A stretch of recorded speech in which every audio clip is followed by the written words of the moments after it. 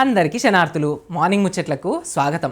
ఇవాళ పొద్దుగాల కాఫీ తాగుదామని కప్పు చేతికి తీసుకుపోతుంటే నా ఏలుకున్న పాత రాగి తీగ ఉంగరం ఒకటి కింద పడి చక్కన మెరిసింది. దాంతో నాకు ఒక్కసారిగా నా చిన్నప్పటి రోజులన్నీ ఆదికొచ్చినాయి.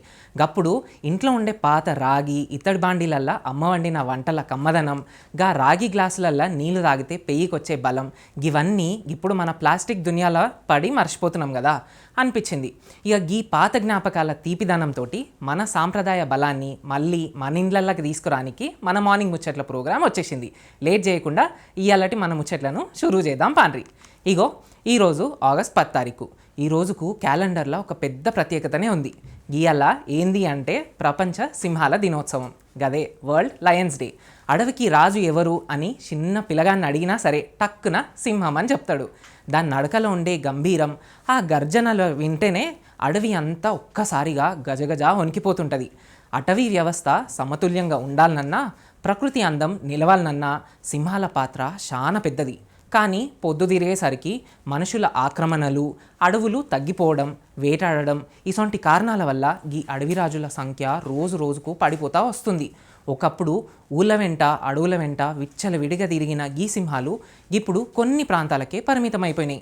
అందుకే ఈ గంభీరమైన మృగరాజును మనం కాపాడుకోకపోతే రేపు భావితరాలకు సింహం అంటే పటాలలోనే చూపెట్టాల్సి వస్తుంది అని చెప్పి జనాలల్లా అవగాహన తెప్పించనీకి ప్రతి ఏడు ఈ ఆగస్టు 10న వరల్డ్ లయన్ డే జరుపుకుంటున్నాం. ఇక ఈ ముచ్చట్లతోని మీ మెదడుకు మేత పెట్టే క్వశ్చన్లు రోజు అడుగుతూనే ఉన్నాం కదా, మరి అదేందో చూద్దాం పాండ్రి. కిన్నెర అనే పదం ఖమ్మం లేదా తెలంగాణ జానపదంలో దేనికి సంబంధించింది? మరి మీ ఆప్షన్స్: ఆప్షన్ ఏ వంటకం, ఆప్షన్ బి సంగీత వాద్యం, ఆప్షన్ సి పంట రకం, ఆప్షన్ డి చెట్టు. మరి మీరు మార్నింగ్ ముచ్చట్లయితే చూస్తూనే ఉండండి ఆఖరి వరకు. నేను ఆన్సర్ ఏంది అనేది చివర్లో చెప్తా. ఇక మనం పుట్టంగానే టకటకా నడిచినామా చెప్పుండ్రి? లేదు కదా. పడుతా లేస్తా ఒక్కొక్క అడుగు వేసుకుంటా నడవడం నేర్చుకున్నాం. సైకిల్ తొక్కేటప్పుడు కూడా అంతే కదా. ఎన్నిసార్లు కింద పడ్డమో, ఎన్ని దెబ్బలు తాకినాయో యాదికే లేదు. కానీ వదలకుండా తొక్కుతూనే ఉంటే చివరికి హ్యాండిల్ ఇడిచిపెట్టి మరీ తొక్కిన రోజులు ఉన్నాయి కదా. ఇదంతా ఎట్లా సాధ్యమైంది అంటే ఒక్కటే మాట, అదే ప్రాక్టీస్. అందుకే అంటారు ప్రాక్టీస్ చేయంగా పనులు సులువవుతాయి అని. దాన్నే ఇంగ్లీష్లో practice makes a man perfect అని పెద్ద పెద్ద మాటలలో చెప్తుంటారు. ఏ రంగానికైనా గెలుపుకు ఉన్న ఒక్కటే ఒక షార్ట్కట్, క్రమం తప్పకుండా ప్రాక్టీస్ చేసుడు. మరి మనం అనుకున్న పనిలా పర్ఫెక్ట్ కావాలంటే సాధన ఎట్లా చేయాలి, మన మనసును సమయాన్ని ఎట్లా సిద్ధం చేసుకోవాలి అనే ముచ్చట్లను మనకు చెప్పనీకి ఈరోజు మనతోటి రెడీగా ఉన్నారు ప్రముఖ ఎక్స్పర్ట్ సుధీర అడుసుపల్లి మేడం గారు. మరి మేడం మాటలనే ఈ అక్కడికి వచ్చే ముచ్చట్లు ఇందాం పాండ్రి. అందరికీ నమస్తే అండి. ఈరోజు మనం డిస్కస్ చేయబోయే టాపిక్ ప్రాక్టీస్ మేక్స్ పర్ఫెక్ట్. అంటే ఏంటండి? సాధన అనేది ఎలాంటి పనినైనా సులభతరం చేస్తుంది. దీనికి మనం చిన్నప్పుడు ఎప్పుడో వేమన శతకాలు చదువుకున్నామండి. ఆ వేమన శతకాల్లో మనకు ఒక లైన్ ఉంటుంది, సాధనమున పనులు సమకూరు ధరలోన అని. సాధన చేయటం వల్ల ఎలాంటి పనైనా సులువవుతుంది. సాధన అంటే ఏంటి అసలు? ఒక పనిని ఒకటే పద్ధతిలో చేస్తూ దాంట్లో మనం చేసే తప్పుల్ని సరిచేసుకుంటూ చివరికి దాంట్లో రాణించడం, దీన్ని సాధన అంటారు. సాధన ఎందుకు అవసరం? చాలామంది పిల్లల్ని తీసుకున్నాం అనుకోండి, చాలామందికి మ్యాథ్స్ అంటే చాలా భయం. మ్యాథ్స్ అంటే భయం ఎందుకు? చాలా క్యాలిక్యులేషన్స్ ఉంటాయి, అందువల్ల భయం అంటారు. మరి వాడు భయం పోవాలి అంటే ఏం చేయాలి? వాడు నార్మల్గా చదివేదానికన్నా ఏదైతే భయాన్ని కలిగిస్తుందో దానికి కొంచెం ఎక్స్ట్రా టైం ఇవ్వాలిగా. ఒక 1 అవర్ టైం ఎక్స్ట్రా ఇవ్వాలిగా. దానికి ఇచ్చి దాన్ని ప్రాక్టీస్ చేయాలి. ప్రాక్టీస్ చేసినప్పుడు ఇనీషియల్గా మిగతా అన్నిట్లో ఎక్కువ మార్కులు వచ్చి మ్యాథ్స్లో తక్కువ వచ్చాయి అనుకుందాం, ఒక 40 వచ్చాయి అనుకుందాం. కొన్ని నెలలకి అవి 60 అవుతాయి, కొన్ని నెలలకు అవి 80 అవుతాయి, కొన్ని నెలలకు అవి 90 అవుతాయి. ఇది ఎలా పాసిబుల్? వాడు రోజు ప్రాక్టీస్ చేయడం వల్లే పాసిబుల్. ప్రాక్టీస్ చేయడం అనేది అంత ముఖ్యం. ఏ పనైనా సరే రోజు ప్రాక్టీస్ చేస్తే బాగుంటుంది. ఇంకొకటి మనకి బాగా నచ్చేది చెప్తాం. ప్రతి ఇంట్లో పిల్లలకి వాళ్ళ అమ్మ చేసే వంట నచ్చుతుంది. వాళ్ళ అమ్మ చేసే వంట మాత్రం ఎందుకు నచ్చుతుందండి? వాళ్ళ అమ్మ చేసే రెసిపీ ఒక రకంగా ఉంటుంది, వేరే వాళ్ళు చేసేది ఇంకో రకంగా ఉంటుంది. కాబట్టి ఆవిడ రోజు అదే పద్ధతిలో వంట చేస్తుంది కాబట్టి అది రుచిస్తుంది. అంటే ఏం చేస్తున్నారు ఆవిడ? ఎవ్రీడే అక్కడ కుకింగ్ అనేది కూడా ఆవిడ ప్రాక్టీస్ చేస్తున్నారు కాబట్టి ఆ పర్ఫెక్షన్ అనేది ఉంటుంది. అందులో ఇంత కొంచెం తేడా వచ్చినా కూడా ఇవాళ తేడా ఉందని చెప్పిస్తారు. ఎలా చెప్తారు? ఆ ప్రాక్టీస్లో ఏదో కొంచెం తేడా వచ్చింది ఆ రోజు. కాబట్టి చేయడం ఆపేస్తే ప్రాబ్లమ్స్ వస్తాయి, చేయడం కంటిన్యూ చేస్తే ప్రాబ్లమ్స్ రావు. ఇప్పుడు రోజు చేసే వాళ్ళు చేయలేదనుకోండి, ఆ పని ఆపేశారనుకోండి, కొంచెం తేడా వస్తుంది, సహజం. ఒక మనిషి రన్నింగ్ రేస్ చేస్తున్నాడు, చేస్తూ మధ్యలో ఆపేశారనుకోండి, తర్వాత 1 month తర్వాత వెళ్ళినప్పుడు అంతకుముందు ఎంత స్పీడ్తో అయితే పరిగెత్తుతున్నాడో అంత స్పీడ్తో పరిగెత్తలేడు. ఎందుకు? ఆ గ్యాప్ అనేది వచ్చింది కాబట్టి. అలా గ్యాప్ రాకూడదు. కాబట్టి సాధన అనేది రోజు అలవాటు చేసుకోవాలి. ప్రతి దాంట్లోనూ ప్రాక్టీస్ అయితే మనకి కావాలి. ప్రాక్టీస్ లేకుండా ఏమీ చేయలేము. ఇలా ప్రాక్టీస్ చేస్తూ సక్సెస్ అయిన వాళ్ళు చాలామంది ఉన్నారండి. అలా సక్సెస్ అయిన వాళ్ళలో కొంతమంది గురించి మనం తెలుసుకుందాం. సచిన్ టెండూల్కర్ మీకు అందరికీ చాలా ఇష్టమైన ప్లేయర్. చాలా చిన్న ఏజ్లోనే క్రికెట్ టీంలోకి వచ్చేసాడు. చాలా చిన్న ఏజ్లో ఎన్నో అవర్స్ ప్రాక్టీస్ చేసేవాడు ఆయన. ఎన్నో అవర్స్ ప్రాక్టీస్ చేసినప్పుడు ఆయనకి ఇంకొక పేరు కూడా ఉంటుంది, మరి లిటిల్ మాస్టర్ అని పిలుస్తారు. మరి అంత చిన్న వయసులో చేయగలిగాడు అంటే అతడు ఎన్ని ఏళ్ల ముందు స్టార్ట్ చేసి ఉంటాడండి దాన్ని. ఎన్ని ఏళ్ల ముందు స్టార్ట్ చేసి ఎంత ప్రాక్టీస్ చేసి ఉంటే ఈరోజు ఒక మంచి క్రికెటర్గా నిలబడి ఉంటాడు. కాబట్టి ప్రాక్టీస్ అనేది కంపల్సరిగా ప్రతి దాంట్లోనూ ఉండాలి. ఎగ్జామ్స్ రాస్తామండి. ఎగ్జామ్స్ రాసేటప్పుడు ప్రతి ఎగ్జామ్కి డ్యూరేషన్ ఉంటుందండి. 3 hours అనో 2 hours అనో, వాటి డ్యూరేషన్కి తగ్గట్టు మీరు ప్రాక్టీస్ చేయాలి. ఎస్పెషల్లీ నేను కాంపిటేటివ్ ఎగ్జామ్స్ గురించి చెప్తున్నానండి. కాంపిటేటివ్ ఎగ్జామ్స్కి టైం లిమిట్ ఉంటుంది. ఇన్ని క్వశ్చన్స్ ఇన్ని అవర్స్లో చేయాలి అని. అంటే ఒక్కొక్క క్వశ్చన్కి టైం కేటగరిస్తారు అక్కడ. ఆ కేటగరైజ్ చేసినప్పుడు ఆ టైంలో మీరు చేయాలి. అంటే మీరు ఆ పేపర్స్ని చేసేటప్పుడు కూడా ఆ టైం మేనేజ్మెంట్ అనేది కూడా ఫాలో అవ్వాలి అక్కడ. ఆ టైం మేనేజ్మెంట్ కనుక ఫాలో అయితే ఆ క్వశ్చన్ ఆ టైంలో మీరు చేయగలిగితే ఫైనల్ ఎగ్జామ్లో బాగా చేయగలుగుతారు. ఆ టైం మేనేజ్మెంట్ కనుక ఫాలో అవ్వకపోతే చేయలేరు. సో ఎగ్జామ్స్లో రాణించాలన్నా కూడా అక్కడ కూడా సాధన అవసరం, టైం మేనేజ్మెంట్ అనేది కూడా చాలా చాలా అవసరం. దీని తర్వాత ఇంకొక ఎగ్జాంపుల్గా థామస్ ఆల్వా ఎడిసన్ తీసుకోండి. ఆయన మన ఎలక్ట్రికల్ బల్బుని కనిపెట్టింది ఆయనేగా. ఆయన చాలా ఎక్స్పెరిమెంట్స్ చేశారండి ఆ బల్బు కనిపెట్టడానికి. ఎన్నో ఏళ్ళు ఎక్స్పెరిమెంట్స్ చేసి తర్వాత ఫైనల్గా ఆయన దాన్ని కనిపెట్టారు. దాన్ని ఈరోజు మనం ఎంజాయ్ చేస్తున్నామా లేదా అండి? ఎన్ని రకాల లైట్స్, కలర్ఫుల్ లైట్స్, ఎన్ని లైట్స్ మనం వాడుతూ ఉంటాం. ఇప్పుడు ఒక ఫంక్షన్ చేయాలి అంటే ఎన్ని లైట్స్ పెడతారండి. సో ఈరోజు మనం దాన్ని అంతా ఎంజాయ్ చేస్తున్నాము అంటే అది ఒక పర్సన్ యొక్క హార్డ్ వర్క్, ఆయన చేసిన సాధన. అది ఆయన చేసిన సాధన వల్ల ఈరోజు మనం ఇంతమంది ఎంజాయ్ చేస్తున్నాం. సాధన అనేది అంత ముఖ్యం అక్కడ. ఇంకా బాస్కెట్బాల్ ప్లేయర్స్, మీరు సింగర్స్ తీసుకోండి. సింగర్స్ని తీసుకుంటే వాళ్ళు ఏం చేయాలండి? రోజు ప్రాక్టీస్ చేస్తూనే ఉండాలి. రోజు ప్రాక్టీస్ చేయాలి. వాళ్ళు రోజు ఎంత బాగా ప్రాక్టీస్ చేస్తారో వాళ్ళ గొంతు అంత స్పష్టంగా, అంత మాధుర్యంగా ఉంటుంది. ప్రాక్టీస్ చేయడం మానేసి చాలా రోజుల తర్వాత వాళ్ళు పాట పాడటానికి ట్రై చేశారనుకో, ఎలా ఉంటుందండి? సమ్ డిస్టర్బెన్స్ ఉంటుంది వాళ్ళ వాయిస్లో. ఎందుకు? ఆ ప్రాక్టీస్ ఆపేశారు కాబట్టి. ప్రాక్టీస్ అనేది రోజు ఉన్నప్పుడు నువ్వు వినే పాట వేరుగా ఉంటుంది. ప్రాక్టీస్ ఆపేసి గ్యాప్ తర్వాత పాడినప్పుడు నువ్వు విన్నా కూడా డిఫరెన్స్ ఉంటుంది. ఈ ప్రాక్టీస్ అనేది రోజు మనం చేస్తూనే ఉండాలి. మనం ఒక దాంట్లో రాణించాలంటే కంపల్సరీగా చేస్తూ ఉండాలి. సో ప్రాక్టీస్ ఆపకూడదు. దేంట్లో రాణించాలన్నా ప్రాక్టీస్ చేస్తూనే ఉండాలి. ఎందుకు మనం ప్రాక్టీస్ చేయాలి? దేంట్లో అయినా మనం రాణించాలంటే 1 dayలో రాణించగలుగుతామండి? రాణించలేము.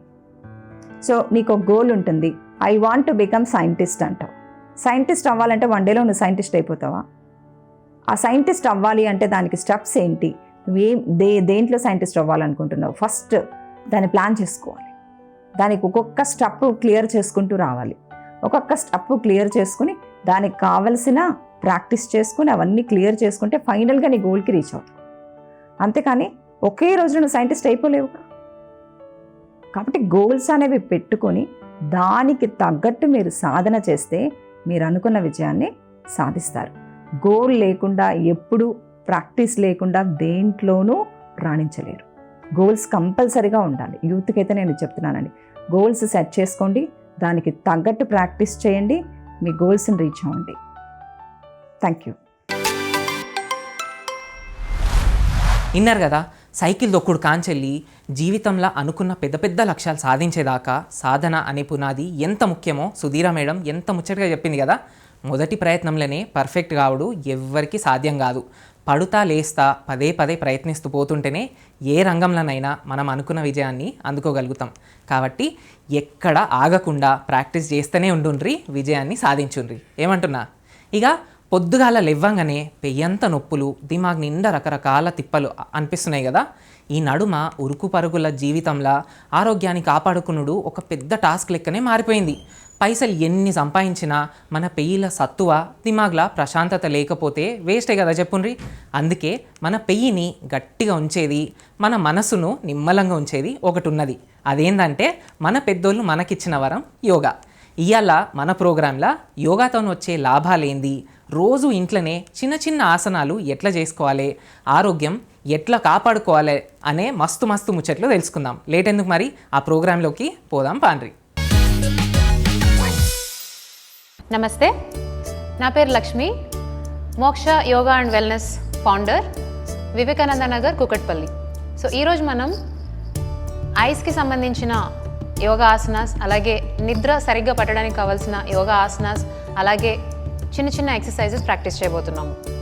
సో చాలామంది ఈ రోజుల్లో చూసినట్లయితే కనుక రెగ్యులర్గా ఎక్కువగా ఫోన్లు అలాగే ల్యాప్టాప్ యూజ్ చేయడం వల్ల ఐసైట్ అనేది తగ్గిపోతుంది.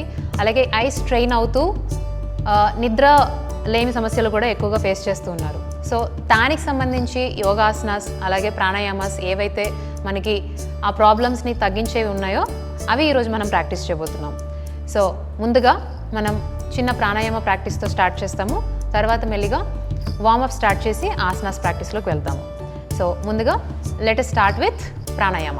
ఇలా కంఫర్టబుల్గా సుఖాసనాలో కానీ వజ్రాసనాలో కానీ కూర్చొని మీరు రెండు కళ్ళను మూసుకొని బ్రీతింగ్ స్లోగా డీప్గా తీసుకుంటూ ఉండాలి. మెల్లిగా ఎంత వీలైతే అంత దీర్ఘంగా శ్వాస తీసుకుంటూ వదులుతూ ఉండాలి. దీర్ఘమైన శ్వాస తీసుకుంటూ వదులుతూ ఉండాలి. ఇంకొక 2 సార్లు దీర్ఘమైన శ్వాస తీసుకొని దీర్ఘంగా వదలాలి. ఇప్పుడు మెల్లిగా కళ్ళు తెరవండి. నౌ మెల్లిగా 2 కళ్ళను బ్లింక్ చేస్తూ ఉండాలి. కొంచెం ఫాస్ట్గా బ్లింక్ చేస్తూ ఉండాలి.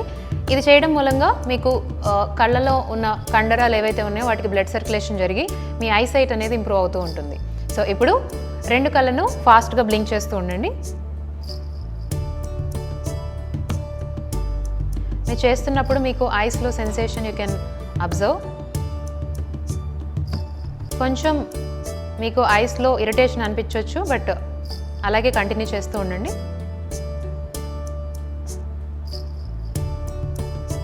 ఇప్పుడు రిలాక్స్ అవ్వాలి.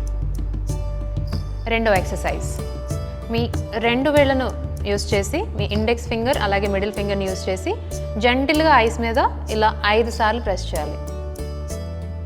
శ్వాస తీసుకుంటూ ప్రెస్ చేయాలి, శ్వాస వదులుతూ రిలీజ్ చేయాలి.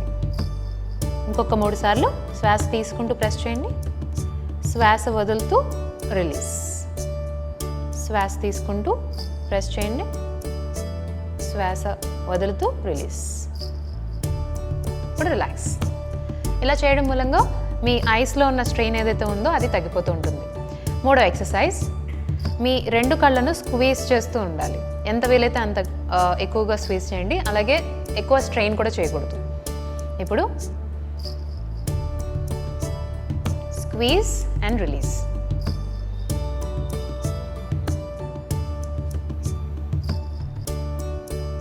మరొకసారి రిలీజ్. ఇలా ఐస్ని స్క్వీజ్ చేస్తూ రిలీజ్ చేస్తూ ఉండడం వల్ల ఐస్లో మాయిశ్చరైజర్ అనేది పెరుగుతూ ఉంటుంది, డ్రైనెస్ అనేది తగ్గిపోయి మీకు రిలాక్సింగ్ ఫీలింగ్ వస్తూ ఉంటుంది అన్నమాట. ఇప్పుడు 4వ ఎక్సర్సైజ్, మీ ఇండెక్స్ ఫింగర్ని యూస్ చేసి ఐస్ మీద జెంటిల్ రొటేషన్, ఎక్కువ ప్రెషర్ పెట్టద్దు, మెల్లిగా ఐ బాల్ మీద రొటేషన్ చేస్తూ ఉండాలి. క్లాక్ వైజ్ ఒక 5 సార్లు, యాంటీ క్లాక్ వైజ్ ఒక 5 సార్లు చేస్తే కనుక మీకు చాలా రిలీఫ్ ఫీలింగ్ వస్తుంది. So start with clock wise rotation. Slowly rotate చేస్తూ ఉండాలి. ఎంత స్లోగా వీలైతే అంత స్లో, అస్సలు ప్రెస్ చేయొద్దు. మీకు కొంచెం ఇరిటేషన్ అనిపించినా పర్లేదు, అలాగే కంటిన్యూ చేయండి. తర్వాత రివర్స్ డైరెక్షన్. రివర్స్లో కూడా అంతే రొటేషన్ చేస్తుండండి.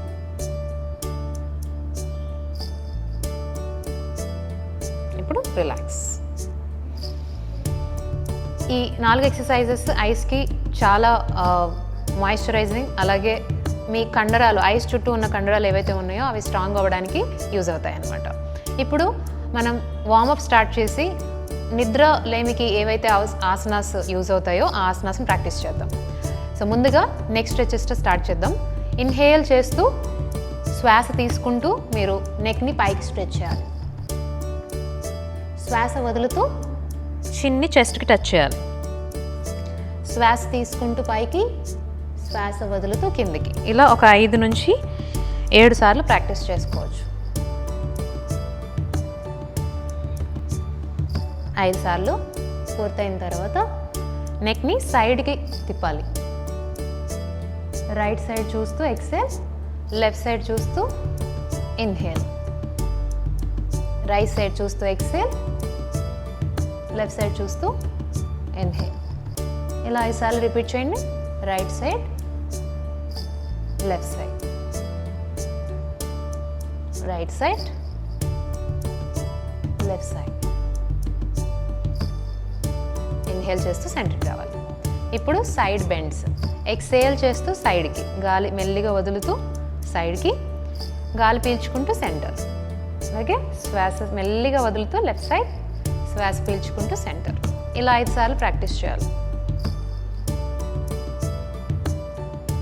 ఈ స్ట్రెచెస్ వల్ల మీకు నెక్లో స్ట్రెయిన్ ఏదైనా ఉంటే తగ్గుతుంది. అలాగే స్ట్రెస్ ఏదైనా అక్యుములేట్ అయి ఉంటే కనుక మీకు అది రిలీవ్ అయి నిద్ర పట్టడానికి సహాయం చేస్తుంది. ఇప్పుడు మెల్లిగా నెక్ని రిలాక్స్ చేయాలి. 2 చేతులను ముందుకు స్ట్రెచ్ చేసి ఇలా ఫిస్ట్ చేసుకొని రొటేషన్స్ 5 సార్లు క్లాక్ వైజ్, 5 సార్లు యాంటీ క్లాక్ వైజ్ రొటేట్ చేసుకోవాలి. నా రివర్స్. ఇలా రొటేషన్ చేసుకున్న తర్వాత 2 చేతులను నీస్ మీద ఉంచి అప్పర్ బాడీ రొటేషన్ చేస్తున్నాం. ఎక్సేల్ చేస్తూ మెల్లిగా మీరు బాడీని కిందికి రొటేట్ చేయాలి. ఇన్హేల్ చేస్తూ సెంటర్, ఎక్సేల్ చేస్తూ కిందికి, ఇన్హేల్ చేస్తూ పైకి. ఇలా 5 సార్లు క్లాక్ వైజ్ చేసుకోవాలి. సో ఎంత వీలైతే అంత దీర్ఘంగా శ్వాస వదులుతూ కిందికి వెళ్ళాలి, పీల్చుకుంటూ పైకి రావాలి. ఇంకొకసారి క్లాక్ వైజ్ రొటేషన్. ఇప్పుడు rivers in the same way. Exhale చేస్తూ కిందికి వెళ్ళాలి, ఇన్హేల్ చేస్తూ పైకి రావాలి.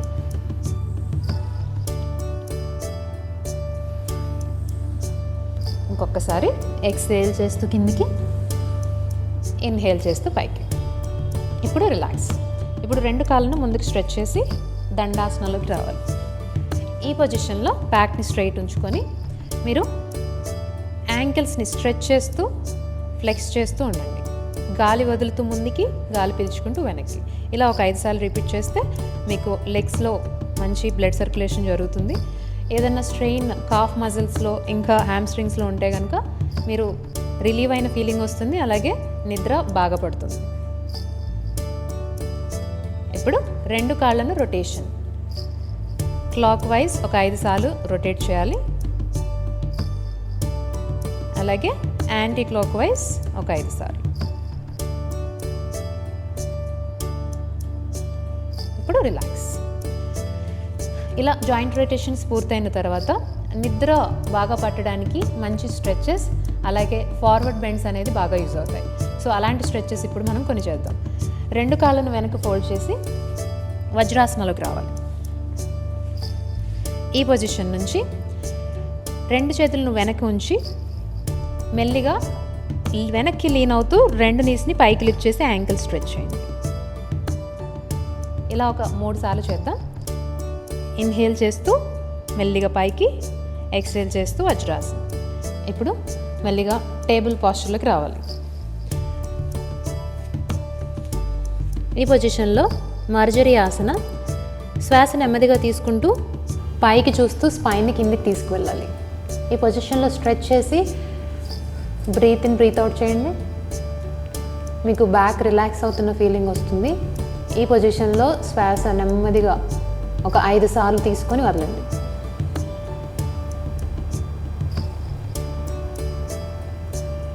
అలాగే శ్వాస వదులుతూ స్పైన్ని పైకి పుష్ చేసి హెడ్ని కిందికి తీసుకువెళ్ళి చిన్ని చెస్ట్కి టచ్ చేయండి.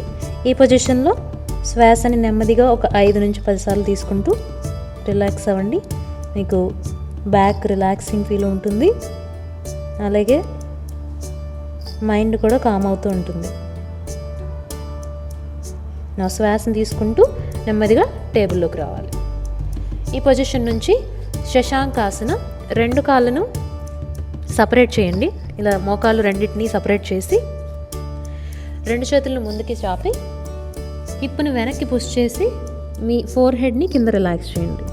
ఈ పొజిషన్లో దీర్ఘంగా 5 నుంచి 10 సార్లు బ్రీతింగ్ తీసుకుంటూ ఉండండి. దీర్ఘ శ్వాసలు తీసుకుంటూ ఉంటే మీకు ఈ స్ట్రెచ్ వల్ల బాడీ స్ట్రెయిన్ ఏదైనా ఉన్నా తగ్గిపోతుంది. అలాగే మైండ్ కూడా కామ్ అవుతూ ఉంటుంది. నెమ్మదిగా గాలి పీల్చుకుంటూ టేబుల్కి రావాలి. ఈ పొజిషన్ నుంచి శ్వాస వదులుతూ అధోముఖ శ్వానాసనకు వెళ్ళాలి. ఇప్పుడు పైకి పుష్ చేసి గాలి వదులుతూ పీల్చుకుంటూ ఉండాలి. ఈ పొజిషన్ నుంచి కపోతాసన. రైట్ లెగ్ని పైకి లిఫ్ట్ చేసి ఏకపాద అధోముఖ నుంచి నీని ముందుకు తీసుకురావాలి. కపోతాసనలో బ్యాక్ని స్ట్రైట్గా ఉంచుకొని ఈ పొజిషన్లో ఫార్వర్డ్ బెండ్ చేయాలి. ముందుకు వాక్ చేసి గాలిని పీల్చుకుంటూ వదులుతూ ఉండాలి. అలాగే శ్వాస తీసుకుంటూ మెల్లిగా వెనక్కి వాక్ చేసి అధోముఖ శ్వానాసనకి వెళ్ళాలి. అలాగే రెండో లెగ్ గాలి తీసుకుంటూ లెఫ్ట్ లెగ్ లిఫ్ట్ చేసి గాలి వదులుతూ నీని ముందుకు తీసుకురావాలి. అలాగే గాలి వదులుతూ మెల్లిగా ఫార్వర్డ్ ఫోల్డ్. గాలి తీసుకుంటూ మెల్లిగా వెనక్కి వెళ్ళాలి. అలాగే గాలి వదులుతూ అధోముఖ శ్వానాసన మౌంటైన్. ఈ పొజిషన్లో మెల్లిగా ముందుకు వాక్ చేయండి. పాదహస్తాసనకి మెల్లిగా వాక్ చేస్తూ 2 చేతులను పాదాలకు పక్కనే ఉంచి దీర్ఘంగా శ్వాస తీసుకుంటూ ఉండాలి. దీర్ఘ శ్వాసలు తీసుకోండి ఒక 5 నుంచి 10 సార్లు. ఈ పొజిషన్లో మీ మైండ్ అంతా కూడా కామ్ అవుతూ ఉంటుంది. బ్లడ్ సర్క్యులేషన్ హెడ్కి మూవ్ అవుతూ ఉండడం వల్ల స్ట్రెస్ కానీ స్ట్రెయిన్ కానీ ఏదైనా ఉంటే మీకు అది తగ్గిపోయి నిద్ర పట్టడానికి సహకరిస్తుంది. మరొక 2 శ్వాసలు తీసుకోండి. మెల్లిగా 2 చేతులను కింద ఉంచి అధోముఖ శ్వానాసనకి వెనక్కి వెళ్ళాలి. 2 నీస్ని కింద పెట్టి సుత్తాన శిశువాసన, పప్పీ పోజ్ అంటారు. ఈ పొజిషన్లో హిప్ని పైకి పుష్ చేసి 2 చేతులను ముందుకు స్ట్రెచ్ చేసి చెస్ట్ని కింద టచ్ చేయాలి. గాలి పీల్చుకుంటూ వదులుతూ ఉండాలి. నెమ్మదిగా శ్వాస తీసుకుంటూ వెనక్కి వెళ్ళి శిశువాసనకు వెళ్ళాలి. శిశువాసనలో 2 చేతులను వెనక ఉంచండి. అలాగే గాలి పీల్చుకుంటూ వదులుతూ ఉండండి. ఈ శిశువాసనలో మీకు స్పైన్ అంతా రిలాక్స్ అయిపోతుంది. దీర్ఘంగా శ్వాస తీసుకుంటూ వదులుతూ ఉండాలి. ఇప్పుడు నెమ్మదిగా శ్వాస తీసుకుంటూ వజ్రాసనంలోకి రావాలి. సో ఈ పాస్చర్స్ ఏవైతే ఉన్నాయో ఇవి రెగ్యులర్గా మీరు ప్రాక్టీస్ చేసుకుంటే కనుక మీకు నర్వస్ సిస్టమ్ అనేది కామ్ అవుతూ ఉంటుంది. అలాగే ఏమన్నా స్ట్రెస్ అక్యుములేట్ చేస్తూ ఉంటే కనుక అది ఛాతీ భాగంలో కావచ్చు, హిప్లో కావచ్చు, అలాగే హెడ్లో కావచ్చు, అదంతా కూడా రిలీవ్ అయిపోయి మీరు మెల్లిగా రిలాక్సింగ్ ఫీలింగ్ వస్తుంది. ఆటోమేటిక్గా నిద్రపడుతుంది. సో ఈ ఎక్సర్సైజెస్ని కళ్ళకు సంబంధించినవి కనుక రెగ్యులర్గా ప్రాక్టీస్ చేసుకుంటూ, అలాగే ఇలాంటి ఈజీ ఆసనాస్ రెగ్యులర్గా మీరు ప్రాక్టీస్ చేసుకుంటూ హోల్డ్ చేస్తూ బ్రీతింగ్ తీసుకుంటూ ఉంటే స్ట్రెస్ అంతా రిలీవ్ అవుతుంది. అలాగే మీరు రోజంతా కూడా ఏదన్నా ఫిజికల్ యాక్టివిటీ చేసి కష్టపడి ఉన్నా కూడా అవంతా కూడా రిలీవ్ అయిపోయి మీకు ఈజీగా నిద్రపడుతుంది. సో ఈ ఆసనాల్ని రోజులో ఒక 5 నుంచి 10 నిమిషాలు మీరు టైం కేటాయించి ప్రాక్టీస్ చేసుకుంటే కనుక మీకు చాలా బెనిఫిట్స్ ఉంటాయి. మరొక ఇంట్రెస్టింగ్ సెషన్తో మళ్ళీ కలుద్దాం. నమస్తే. ఇక ఎండాకాలం పోయి వానాకాలం వచ్చేసింది. ఇక అంగట్లనేమో మామిడికాయలు వచ్చుడు తక్కువైపోయింది. అందుకే ఈ మామిడికాయల రుచి మళ్ళొచ్చే ఎండాకాలం దాకా అందరికీ యాదికుండాలని ఇవాళ ఒక మంచి నాస్తా పట్టుకొచ్చినా మీకోసం. అయితే రోజు తినే పులిహోర పచ్చడి కాకుండా ఇవాళ కొత్తగా ఈ మామిడితోటి ఒక నాస్తా చేసుకోబోతున్నాం. అదే మ్యాంగో రైస్ నూడిల్స్. పిల్లలకైతే ఇది చేస్తే పండుగనే అనుకోండి. మన తెలంగాణ స్టైల్లో కమ్మటి మామిడికాయ తురుముతోని ఈ నూడిల్స్ ఎట్లా చేసుకోవాలనో జల్దీ చూసేద్దాం పాండ్రి.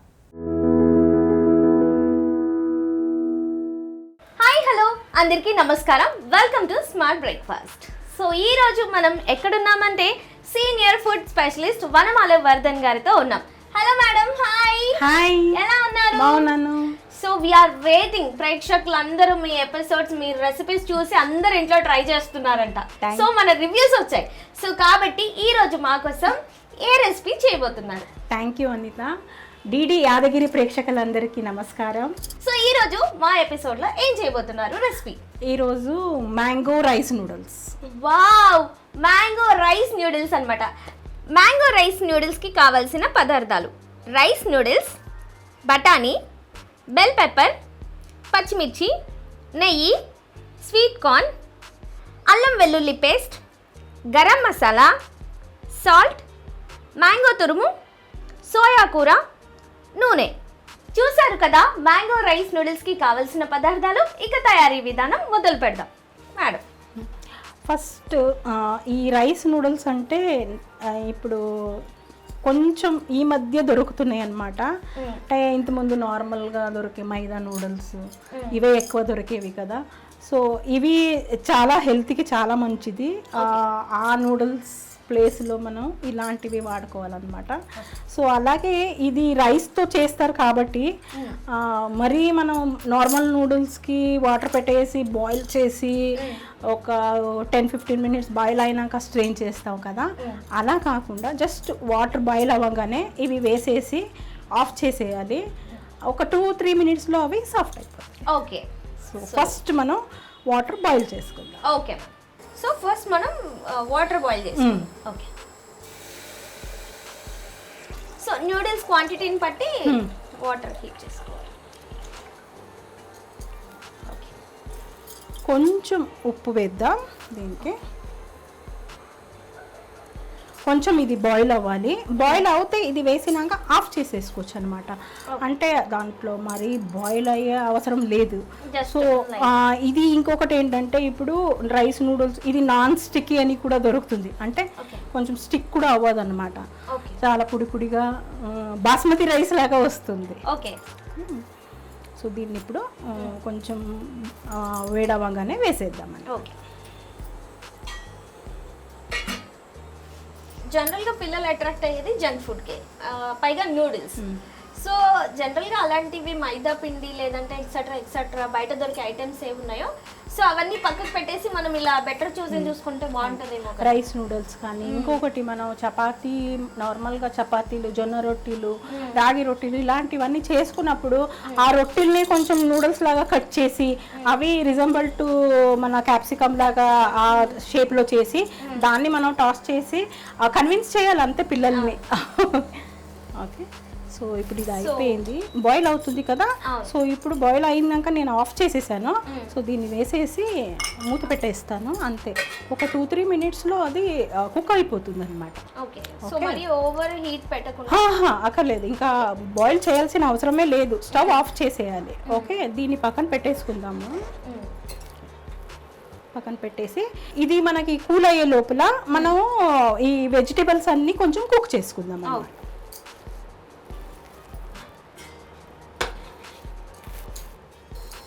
కొంచెం హీట్ అవ్వగానే నెయ్యి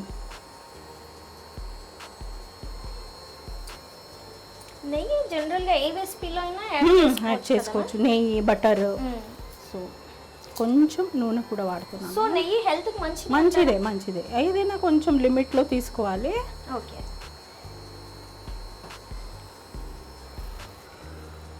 కొంచెం ఆయిల్, కొంచెం నెయ్యి యాడ్ చేసుకో.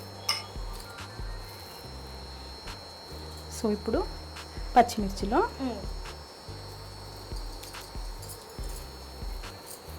పచ్చిమిర్చి వేసి. పచ్చిమిర్చి ఓకే. ఇవన్నీ పచ్చిగానే ఉన్నాయి కాబట్టి కొంచెం తొందర ఫస్ట్ వేసాను.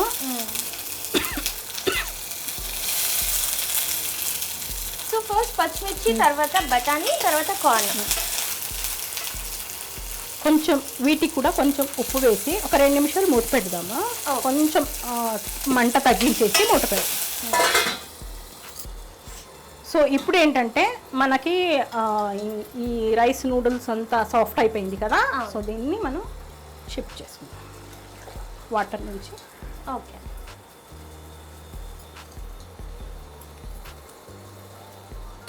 తీసేద్దాం. సో ఇప్పుడు చూడండి ఇవి రైస్ లాగానే అయిపోతుంది. సో 2-3 మినిట్స్లో అంతే కుక్ అయిపోయినట్టు. అంతే అంతే. వాటర్ అంతా కొంచెం డ్రైన్ అయిపోవాలి. ఈ లోపల అది కూడా మనకు అయిపోతుంది. సో మాక్సిమం కార్న్ కూడా కుక్ అయిపోయింది. సో ఇప్పుడు బెల్ పెప్పర్ ఓకే కొంచెం మిక్స్ చేస్తూ ఉండండి. కొంచెం ginger garlic paste. Okay.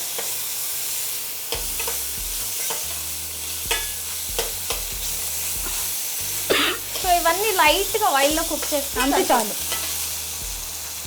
Soya కూర,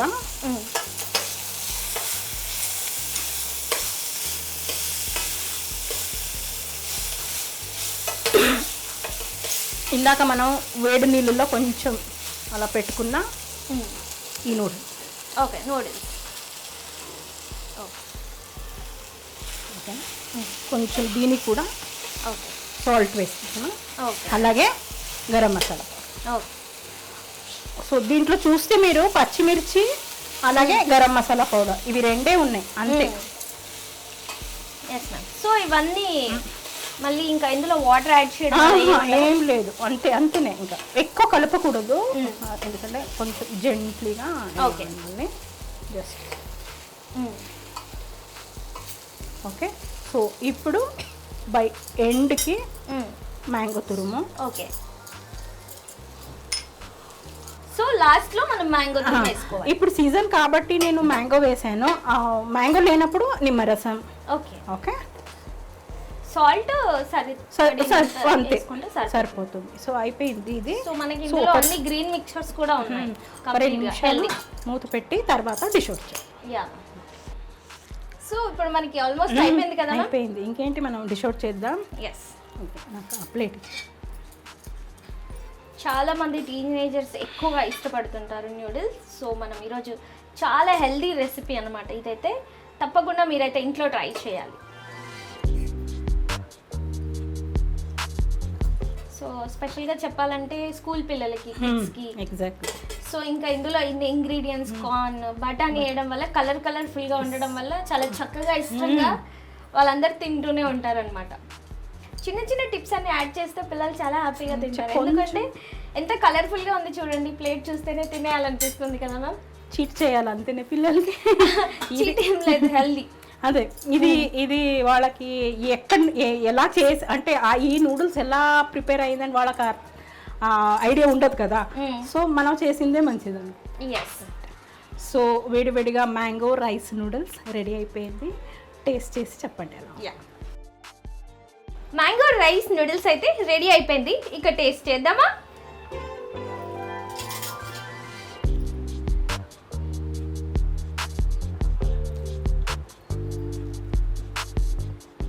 సో చూసారు కదా, చాలా అంటే చాలా బాగుంది. మ్యాంగో రైస్ నూడిల్స్ మీరు కూడా తయారు చేసుకోండి. ఇలాంటి మరిన్ని హెల్దీ రెసిపీస్ కోసం చూస్తూనే ఉండండి డిడి యాదగిరి. నమస్కారం.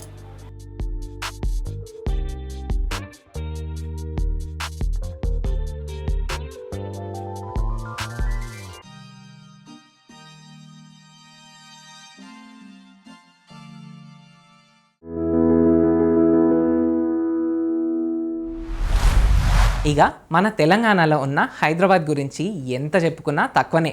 మరి ఇసొంటి హైదరాబాద్ ఎట్లా ఏర్పడ్డది? ఆ హైదరాబాద్ అంటేనే గోల్కొండ కోట, చార్మినార్, మూసీ నది కదా. అబ్బో ఇట్లా చెప్పుకుంటూ పోతే ఇంకా చాలానే ఉన్నాయి మన హైదరాబాద్లో. ఈ సికింద్రాబాద్ గురించి కూడా చెప్పాలంటే అదొక పెద్ద సముద్రమే అని చెప్పాలి. వీటి గురించి క్లుప్తంగా చెప్పనీకి మన ముందుకు వచ్చిండ్రు డాక్టర్ కేదారేశ్వరి మేడం. ఈ మేడం గురించి చెప్పాలంటే చాలా పెద్ద కొలువులే చేసి రిటైర్ అయిండ్లు.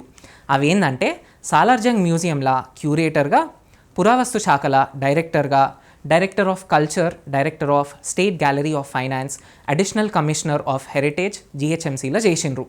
ఇంత పెద్ద పెద్ద కొలువులు చేసిన ఈ మేడం మన హైదరాబాద్ గురించి చెప్తుండ్రు. ఒకసారి చూద్దాం పాండ్రి ఏం చెప్తుందో.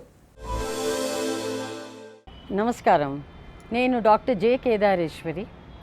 సాలార్జంగ్ మ్యూజియం నుంచి క్యూరేటర్గా రిటైర్ అయ్యాను. పురావస్తు శాఖకి డైరెక్టర్గా చేశాను, డైరెక్టర్ ఆఫ్ కల్చర్ చేశాను, director of state gallery of fine arts, in fact founder డైరెక్టర్గా చేశాను. అండ్ ఫైనలీ నేను అడిషనల్ కమిషనర్ హెరిటేజ్ జిహెచ్ఎంసీగా కూడా చేశాను. ఈ హెరిటేజ్లో పనిచేయడం వల్ల నాకు ఈ మాన్యుమెంట్స్, ఈ బిల్ట్ హెరిటేజు, హిస్టరీ గురించి చాలా మటుకు తెలుసుకున్నాను. ఇప్పుడు మనం తెలంగాణ స్టేట్ క్యాపిటల్ హైదరాబాద్ గురించి తెలుసుకుందాం. మనం హైదరాబాద్ గురించి తెలుసుకోవాలంటే ఫస్ట్ మన స్టోరీ కథ ఈ గోల్కొండ ఫోర్ట్ నుంచి మొదలెడుతుంది. మీరు వెనక చూడగలరు, గోల్కొండ ఒక మెడియవల్ ఫోర్ట్. అండ్ అటు తిరిగితే sky scrapers, sky touching sky scrapers. ఇక్కడంతా చూస్తే ఈ డెవలప్మెంట్ ఎలా వచ్చింది ఇది తెలుసుకోవడానికి మనం దీని వెనకున్న political, social, historical, cultural history తెలుసుకునే అవసరం ఉంది. గోల్కొండ ఫోర్టు ఇది వరకు గొల్లకొండ అనేవారు. దాని తర్వాత ఇది బహమనీసు ఒక మడ్ ఫోర్ట్ కింద తయారు చేసుకున్నారు. బహమనీస్ తర్వాత కుతుబ్ షాస్ వచ్చి దీన్ని ఫోర్టిఫై చేశారు. ఫోర్టిఫై చేసి వాల్డ్ సిటీలో డెవలప్ చేసేసారు. దీనికి 8 మెయిన్ గేట్స్ ఉండేవి.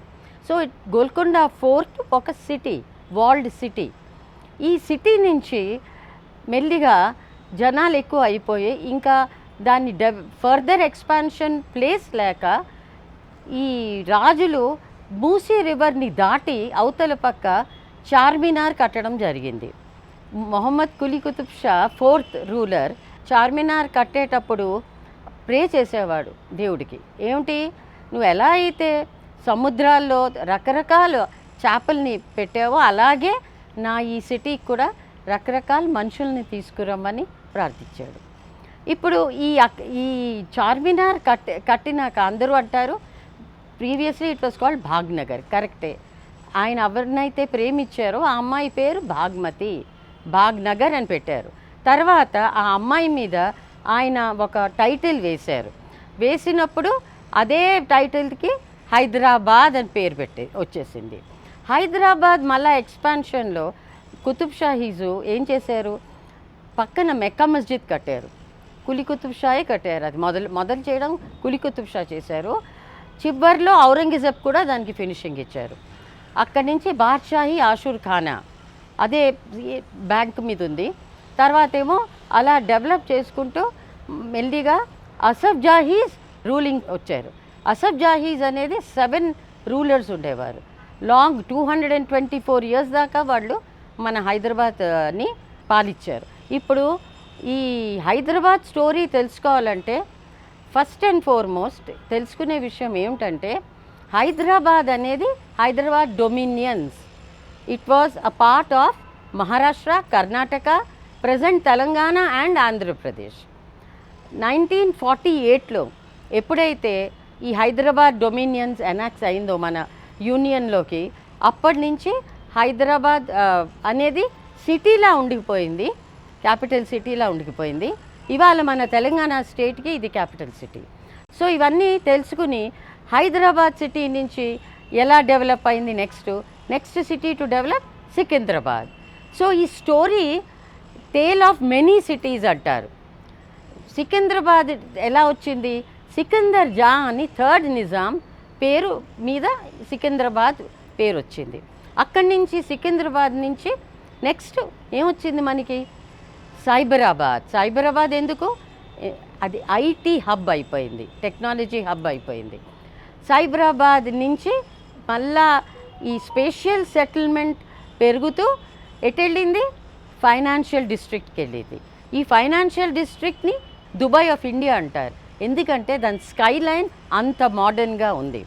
సో మనం హైదరాబాద్ గురించి తెలుసుకోవాలంటే హైదరాబాద్, సికింద్రాబాద్, సైబరాబాద్, ఫైనాన్షియల్ డిస్ట్రిక్ట్ ఇతిహాసం తెలుసుకోవాలి. ఇన్ని ముచ్చట్లు విన్నాక మన యాదగిరి ఛానల్లో ప్రసారం అయ్యే సూపర్ ప్రోగ్రామ్స్ ఉన్నాయి కదా, మరి వాటి గురించి తెలుసుకోవాలి కదా. అవి ఏందో చెప్తా ఇనుండ్రి.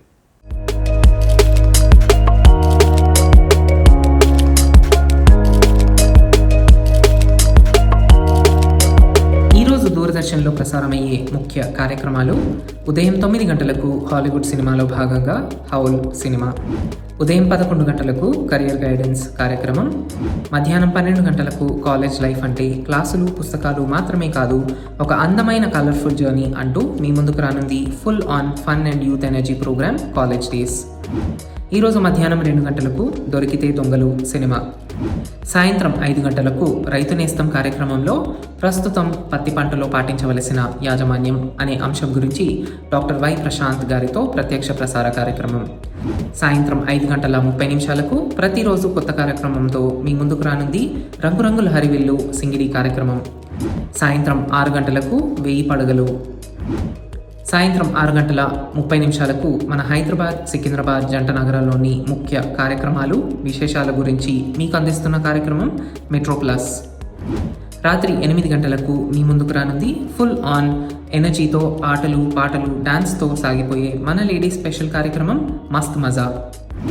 ఈరోజు రాత్రి 9:30 వింత ఇల్లు సంతగోల సినిమా ప్రసారమవుతుంది. ఈరోజు దూరదర్శన్లో ప్రసారమయ్యే తెలుగు వార్తలు ఉదయం 8 గంటలకు, మధ్యాహ్నం 1 గంటకు, రాత్రి 7 గంటలకు, తిరిగి రాత్రి 9 గంటలకు. అలాగే ఉర్దూ వార్తలు మధ్యాహ్నం 1:30 తిరిగి రాత్రి 7:30. రేపు ఉదయం 6:15 సన్మార్గం కార్యక్రమం, రేపు ఉదయం 6:30 నిత్యార్చన కార్యక్రమం. ఇక రేపటి ముఖ్య కార్యక్రమాలు రేపటి మార్నింగ్ ముచ్చట్లలో తెలుసుకుందాం. ఇక ఇవాళ మనం అడిగిన ప్రశ్న గుర్తున్నదా? మీకోసం ప్రశ్న ఒకసారి చదువుతా చూడుండ్రి. కిన్నెర అనే పదం ఖమ్మం లేదా తెలంగాణ జానపదంలో దేనికి సంబంధించినది? మరి ఆన్సర్ చెప్పే ముందు మళ్ళీ ఆప్షన్స్ కూడా ఒకసారి చదువుతా ఈనుండ్రి. ఆప్షన్స్: ఆప్షన్ ఏ వంటకం, ఆప్షన్ బి సంగీత వాద్యం, ఆప్షన్ సి పంట రకం, ఆప్షన్ డి చెట్టు. మరి ఈ ప్రశ్నకు సరైన సమాధానం ఆప్షన్ బి సంగీత వాద్యం. అయితే దీనికి వివరణ కూడా ఉన్నది. కిన్నెర అనేది తెలంగాణ జానపద కళారూపాల్లో ఉపయోగించే ఒక అరుదైన తంత్రవాద్యం అట. దీన్నే తంతివాద్యం అని కూడా అంటారు. ఇక నేను తీసుకొచ్చిన ముచ్చట్లు మంచిగా ఉన్నాయి కదా. ఇక మా మార్నింగ్ ముచ్చట్ల ప్రోగ్రాం గురించి సలహాలు సూచనలు ఏమైనా ఉంటే వెంటనే మాకు మెయిల్ చేయండి. మా మెయిల్ ఐడి programs.ddiyadagiri@gmail.com. ఇట్లనే ఇంకిన్ని మంచి మంచి ముచ్చట్లతోటి రేపు ఉదగాల కలుసుకుందాం. అప్పటి వరకు అందరికీ శనార్థులు.